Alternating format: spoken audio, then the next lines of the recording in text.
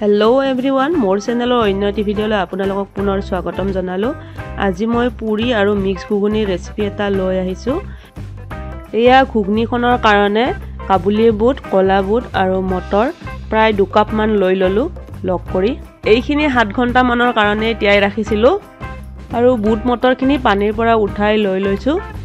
এয়া বুট মটৰখিনি এতিয়া pressure cooker এটাত সিজাই লম মই।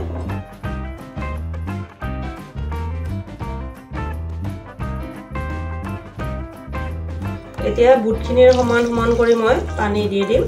প্ৰায় 1 গিলাস দিলো। এতিয়া ঢাকনি লগাই দিলো আৰু 4টা মান হুইসেল আহিবলৈ দিম।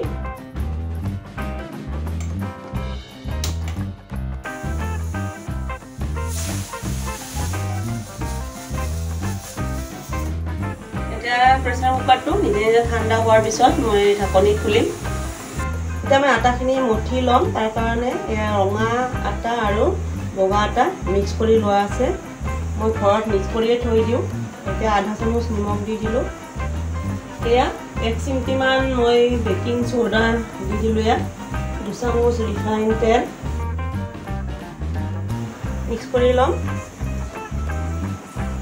এতিয়া অলপ অলপ পানী দি ভালদৰে মঠি লম।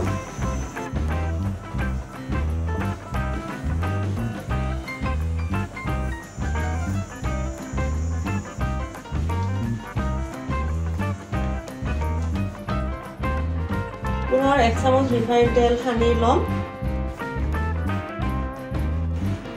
এতিয়া এইখিনি ঢাকনি লগাই 15 মিনিট মানৰ কাৰণে ৰাখি দিম। প্ৰেছাৰ গল, ঢাকনিখন খুলি চাম এতিয়া। বুট মটৰখিনি সিজি গৈছে। গেছত কেৰাহী এটা উঠাই দিলো। এতিয়া ইয়াত সৰিয়হৰ তেল দি দিলো। তেলখিনি গৰম হ'ব দিম। তেল গৰম হৈ গৈছে। এতিয়া ইয়াত মই এয়া গোটা ইলাচি, দালচিনি এডোখৰ, লং 3টা আৰু সফ অলপমান আৰু গোটা জিৰা এইখিনি দি দিম। অলপমান হিং, উকিলা তেজপাত, মছলাখিনি কেইছেকেণ্ডমান ভাজি ল'ম। এতিয়া ইয়াত কাটি থোৱা পিঁয়াজখিনি দি দিলোঁ আৰু কেঁচা জলকীয়া 2টা দি দিলোঁ।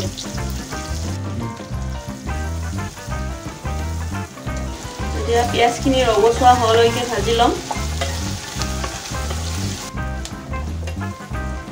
পিঁয়াজখিনি ভজা হৈ গ'ল। এতিয়া ইয়াত আধা চামুচ আদা নহৰুৰ পেষ্ট দি দিলোঁ।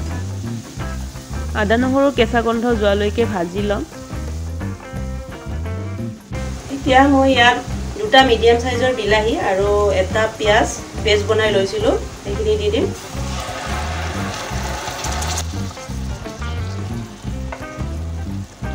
এতিয়া মছলাখিনিৰ পৰা তেল বিৰিঙি অহালৈকে ভাজি ল'ম।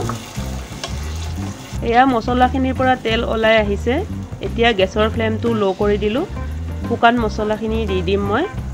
বুটখিনি সিজাওঁতেও নিমখ দিছিলোঁ আৰু এতিয়া দিলোঁ আধা চামুচ নিমখ, আধা চামুচ হালধি, আধা চামুচ ধনিয়া গুড়ি, আধা চামুচ জিৰা গুড়ি, আধা চামুচ জলকীয়া গুড়ি। এতিয়া মছলাখিনিও ভালদৰে ভাজি ল'ম। 1 মিনিট মান মছলাখিনিও ভাজি ল'ম। এয়া বুটখিনি পানীৰ পৰা উঠাই লৈ লৈছোঁ। এতিয়া ইয়াত এইখিনি দি দিম।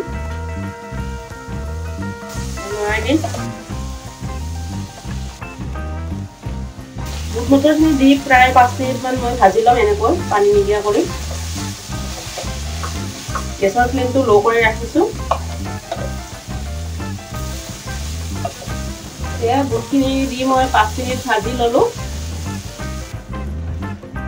এতিয়া বুট সিজোৱা পানীখিনি ইয়াত দি দিম।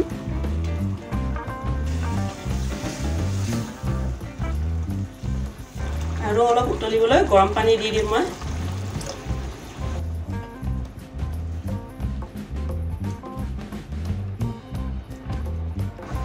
ঘুগুনিখন উতল আহি গৈছে। এতিয়া গেছৰ ফ্লেমটো মই হাই কৰি থৈছিলোঁ প্ৰথমতে পানী দিয়াৰ সময়ত।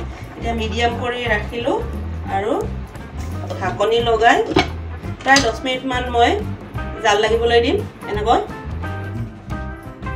এয়া 10 মিনিট হৈ গ'ল। এতিয়া মই অলপমান মটৰ ভাঙি দিম, গ্ৰেভিখন আৰু অলপমান ডাঠ হ'ব।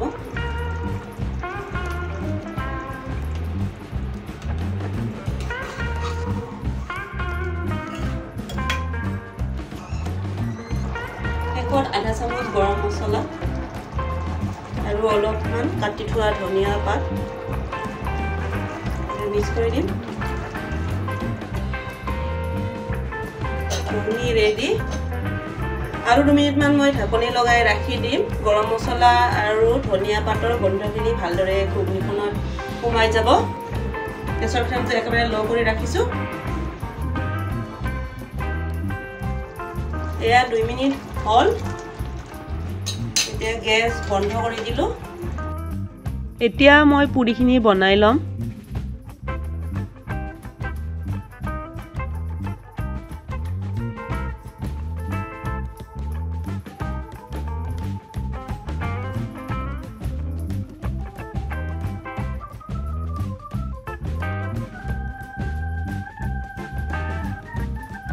কেৰাহী এটাত অলপমান ৰিফাইন তেল দি দিছোঁ।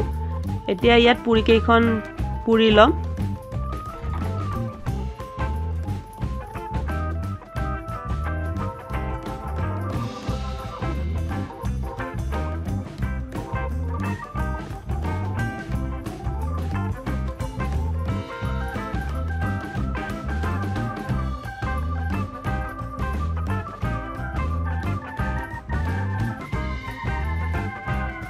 এয়া ৰেডি হৈ গ'ল পুৰি আৰু মিক্স ঘুগুনি।